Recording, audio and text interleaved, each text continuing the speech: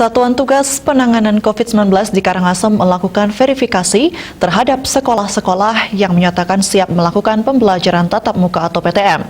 Hal ini dilakukan sebelum pelaksanaan PTM resmi dimulai.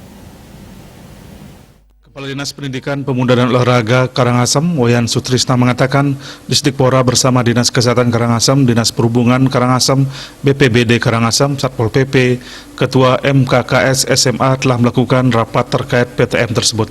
Secara umum, Satuan Pendidikan, PAUD SD, SMP, SMA, dan SMK menyatakan siap melaksanakan PTM, baik dalam pengisian Dapokdik, hasil verifikasi lapangan, serta kondisi dan alat yang dibutuhkan untuk melaksanakan PTM terbatas. Guna memastikan kesiapan dalam pelaksanaan PTM, ia telah meminta Satdik melampiri data peduli lingkungan bagi warga sekolah yang ditandatangani oleh Kepala Satdik dan dikirim ke Disdikpora.